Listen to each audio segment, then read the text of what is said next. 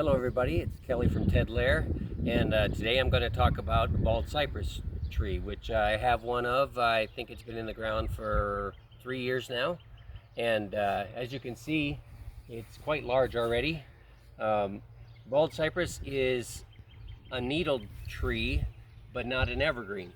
It loses its needles every fall and grows new needles back in the spring. So it's different from almost all evergreens. There are a few others, but most needled trees are evergreen. It is needled, but not an evergreen. Um, it's one of my favorite trees. It's really super cool. As you can see, the needles are kind of, I guess you'd say, juniper-like. Um, they're a lot less prickly than a juniper for sure, and it's got really neat bark, as you can see in here too. It's got kind of flaky bark, which is really cool. This one is roughly 12 feet 12 feet tall right now, and it was probably maybe 6 when I got it. They grow relatively fast, up to 2 foot a year. They have a neat fall color as well, that when the needles turn, they turn kind of a rusty red.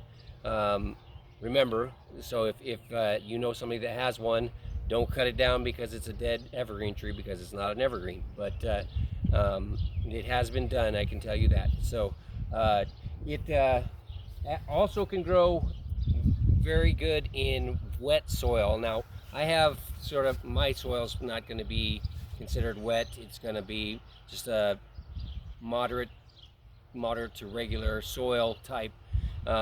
It has less clay than a lot of people have, but it's a better soil, but it's not going to be holding moisture. But in the extreme cases where you have a low spot or something like that in your yard, this is a tree that I would recommend. There are a few others, but this one is one that I would recommend. But it can grow obviously in places. I mean, this has not ever been watered. I don't hardly water any of my trees. So this one never even got watered when I put it in. I put it in the fall and never watered it, and this is what it's done. So it actually does really well, as you can see, when not even bothered by anything. It's again, really pretty tree, a really unique tree, and it's not really a shade tree, but it can make a nice screen tree, as well as it can be a good focal tree. But you have to know a little thing or two about it, otherwise people are going to think that you have a dead evergreen in your yard every wintertime. So keep that in mind, but it's a cool tree and you should try it. Is there any issues with any type of bugs? Not really, no. I mean, I don't know of anything that really goes after it.